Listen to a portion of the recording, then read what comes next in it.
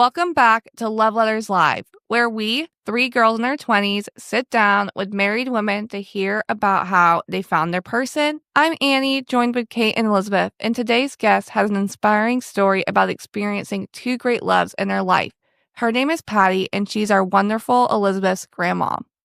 And she's here to share her journey of love and loss, from her high school sweetheart to discovering a beautiful second love when she least expected it. We're so excited to have you on today.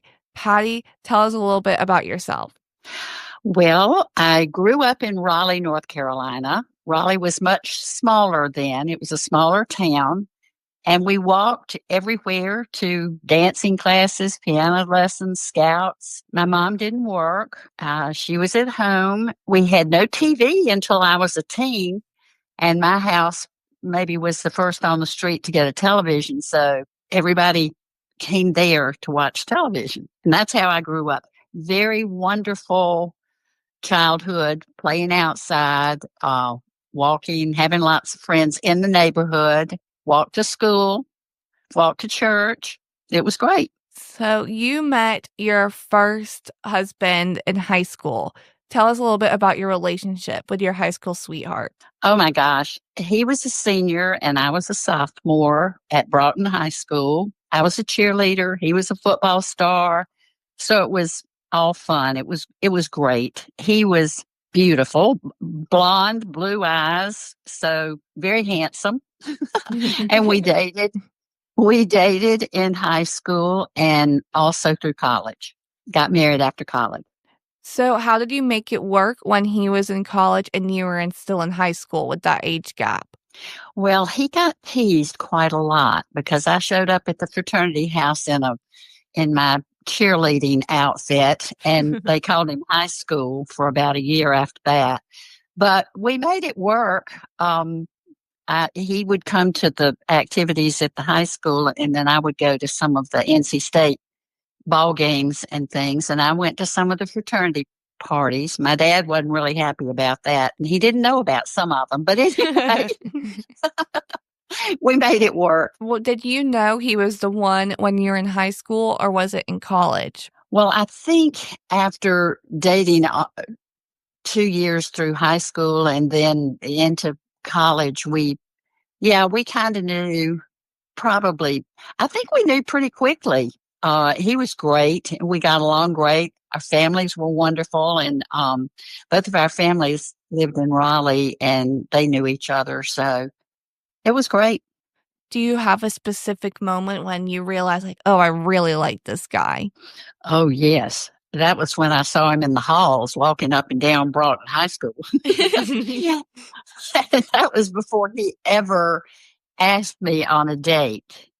And one of his friends told me that he would speak to me, and I was so excited because he was a senior and I was a sophomore. And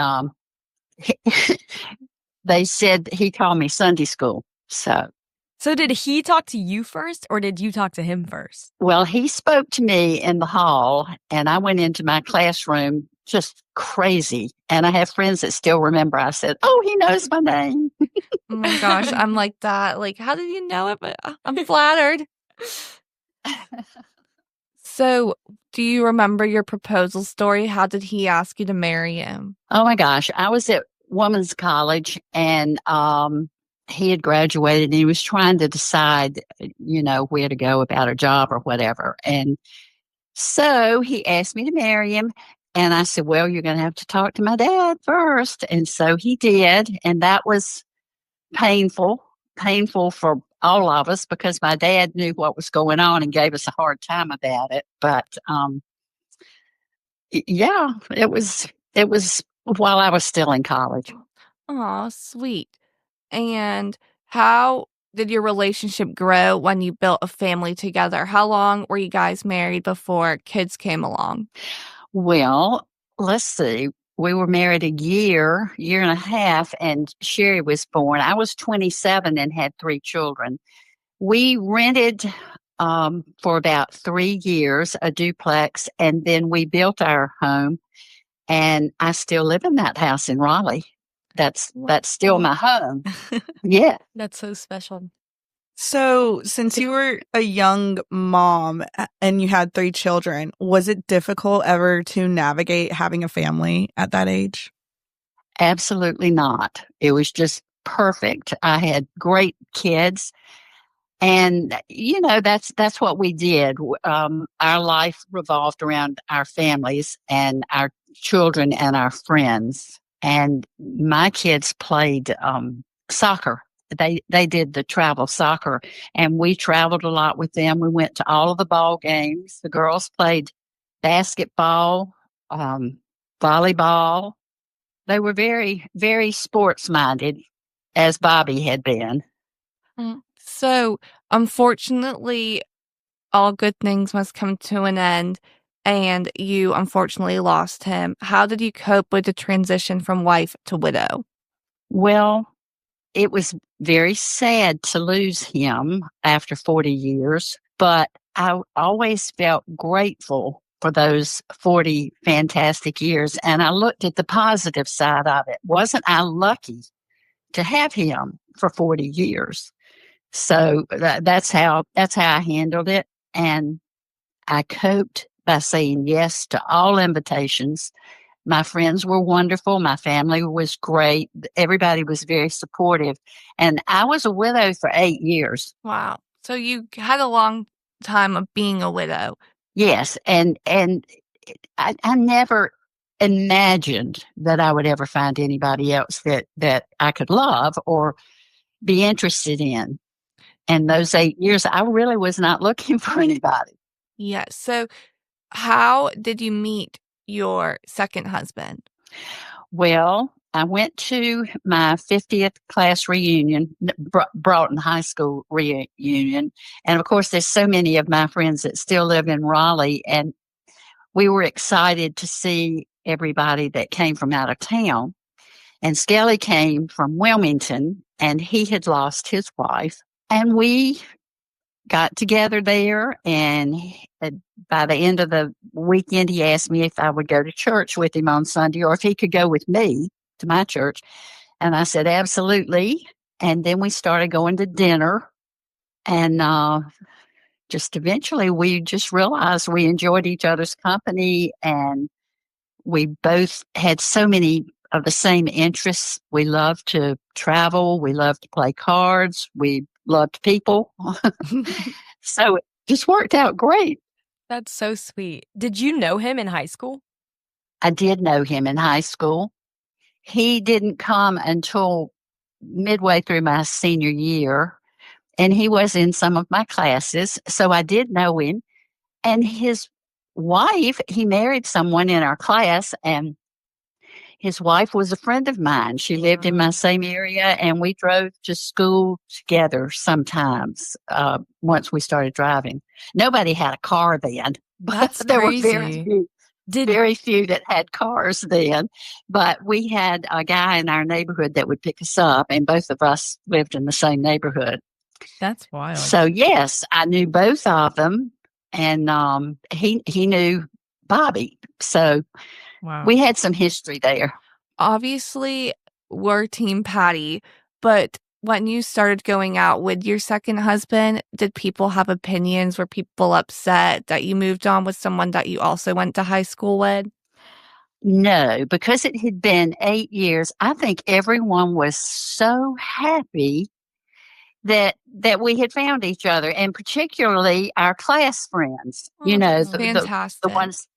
Yeah, they were all happy for us, and my family, my children were happy for me, and I worried a whole lot about would our families mesh, and we did. His children are the same age as my children. He had two daughters and a son. I had two daughters and a son. They all got along great, and it was wonderful for me to have a bigger family. So, how did you go about introducing him to your family and just telling everyone? Well, I introduced him to my daughter that lives in Raleigh first, and she liked him. There was nothing, you had to like him. He was so much fun. He was just a lot of fun and full of stuff. So then my daughter from Lake Forest was down at the beach. I think she met him in the beach house. And then we drove to Atlanta for him to meet David, my son. And then we drove on down to his brother's in Florida. And that's where we were married the first time. We were married 3 times. And Oh, I know that wow. sounds crazy. Elizabeth But left out that story. Tell us about that. that's quite a story. We were planning to be married on a cruise that we were taking, and found out that it would not be legal on the cruise. And so we had his brother, who is an Episcopal minister, marry us in Florida. And then we did the cruise. And then all the grandchildren were like, well, that's not fair. We didn't get to be there. So we invited all of them down to the beach and we had a wedding again. Wow. So we had one in Florida, we had one on the ship, and we had one at the beach. Why not? Life is too short. So what I know it's weird to say because you were older, but how long was he your boyfriend before you got married? I think about 4 months. Oh, wow. So when you know, you know. When you're older, I think you know, and actually you don't have that much time. And so I'm so thrilled that we went on and did get married, but I made sure that his children were good with it. I knew mine were, and I have a wonderful relationship with his children to this day. How did he pop the question? Well, we just kind of came to an agreement, I guess. We talked about it. We went to meet David in Atlanta, and we had talked about, planning the wedding on the cruise. So when we got to Florida and found out that we couldn't do that, he said, well, let's just get married here. And I said, great. So we did. So because y'all were older, did Skelly have to get approval from anyone, like almost going to your dad? No, he didn't have to have any approval except from me. When you saw him at that high school reunion, did you get butterflies for him? No, No? I did not.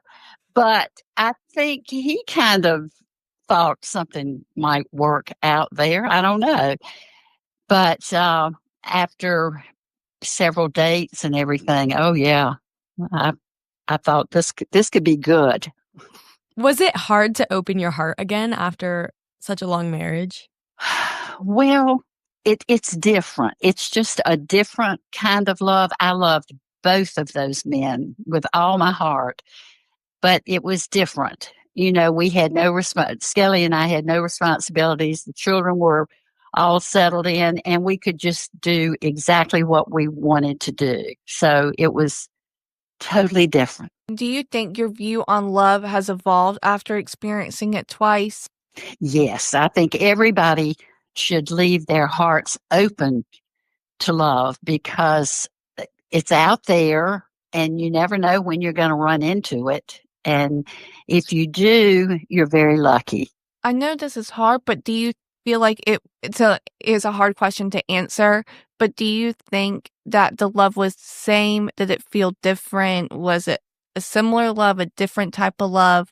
It's different because you're in a different situation in your life. Bobby and I were raising children and making a living. I was teaching and he had his job, and we were busy but crazy in love. With Skelly, it was just fun. I mean, we just had fun. We traveled, we went all over the world, and it was different. And I loved that. And I loved him. I think also, and I know this is going to sound like kind of strange, but you almost experienced that young love twice. And I think Skelly almost, from what I'm hearing, he made you feel like a teenager again, which is really fun to hear.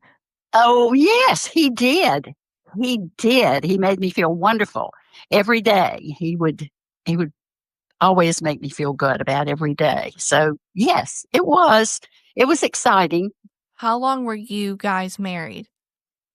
Well, we only had 3 years together. He died of cancer, and we had hoped for 10, of course. And here I am 10 years later after he passed away. But we had 3 years and we traveled and had a boat at the beach, and we just did all the fun things. He would say, What what do you want to do? And we'd go to China, or he'd say, where is somewhere you've always wanted to go? And I always wanted to go to Egypt. And we went there, and he loved the boat and the ocean and the water.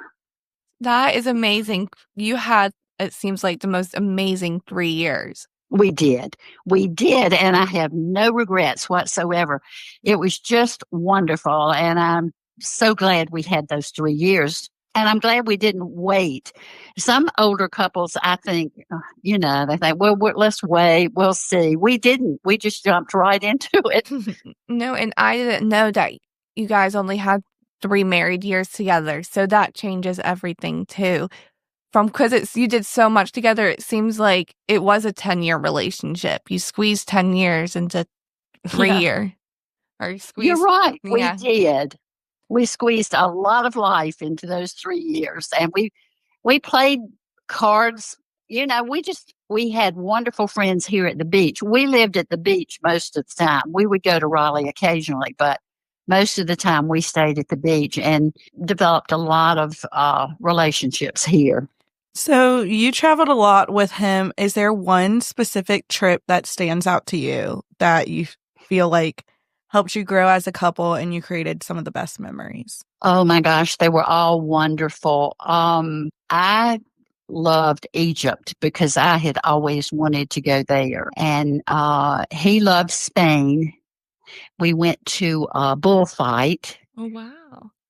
And he was so funny. He wanted to go to the bullfight, and we got there. And after they killed the first bull, and he said, "Oh, we can go." And he had tears in his eyes. And I said, "Oh no, we've come this far. We're going to stay and watch the whole thing." So we did.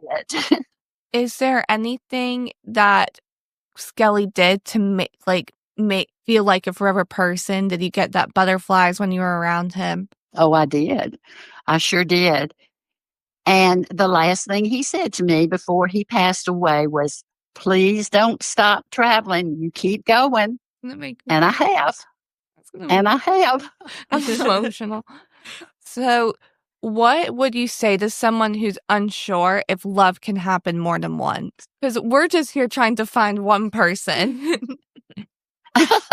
You haven't found that first one yet. No. Well, I would say for the second time around, I would say it's best if you have some history, but I'd say take a chance. And I think because it's worth it. And I think also you said this at the beginning and it stood out to me, but say yes to everything. Obviously, say yes to only safe things, but keep an open mind, because my mom has always told me, always say yes to things because you might meet the love of your life. You never know who you're going to meet. So I think that was some pretty good advice. That's exactly right. That's exactly right. And you have to keep moving forward. You can't dwell on the past. You have to, life is good and just enjoy it every day. That's something she's always told me. Sometimes I'll tell her about oh, this person asked me out, or I go on a date and she goes, "Well, what'd you say?" And she goes, "I hope you said yes." She's always telling me to say yes. Yes, you never know who That's you're good advice. That is great advice. Good advice. And true. For anyone who's lost a partner or is older and still hoping for love, what would you tell them? I would say go to your class reunions to begin with, and just get out there. I mean, there are exercise classes. There are all kinds of places that you might meet someone. I walk on the beach every day. I mean, someone could meet somebody walking on the beach with their dog, Just get out there. Just don't sit in a chair at home. I agree. You only have one life. You might as well enjoy it to the fullest. That's true. Is there anything else you'd want people to know about your story, or you have some last remark? Let's see. I Well, know what there's was some I good would advice. just say, I would say, open your heart to all of those around you. By finding that second love, I inherited another beautiful family, and they have brought a lot of joy into my life. And even if you don't find another husband, just find the joy in all the people out there. I think also one thing that I've taken from you and I really admire you is you had that first love and you obviously think about him. He's the father of your children. He will always be important, but you weren't angry and you just decided, you know what, I have to continue living. And I think it really worked out for you. It did. You have to keep a positive attitude. That's so important. I agree. And don't dwell on the past because sometimes I do that. I have to admit, and I'm angry about things that happened with a guy a year, 2 years ago, and I can't live like that anymore. No. What is that song? Let it go. Let it go. Let it go. No, you have to and say yes. Say yes. That is right. Well, that this has been a really fantastic episode. Thank you so much for coming on. Thank you for asking me. I've enjoyed your questions and I've enjoyed thinking back over all the happy things. Yes, thank you so much for talking to us. And to our listeners, thank you so much for following us on this journey. We are sad to say this is our last episode for now since we are graduating from High Point, but really do believe that this is not the last time you'll be hearing from us. Exciting news, our friend Demi from the first episode is expecting her first child, a baby girl, so we have a Love Letters Live baby on the way, and we are so thankful for this experience. I know this is something I'll never forget, doing this with Kate and Elizabeth. Like, I was crying this morning thinking this was our last episode, and our episodes are not going anywhere. They'll be on Spotify, Apple Podcasts. Our social media pages aren't going anywhere. So thank you for listening and tuning in to this week's episode. Still continue to follow us on Instagram, TikTok, Facebook. We have our blog post still on the website. And have a great week. And remember, we love you.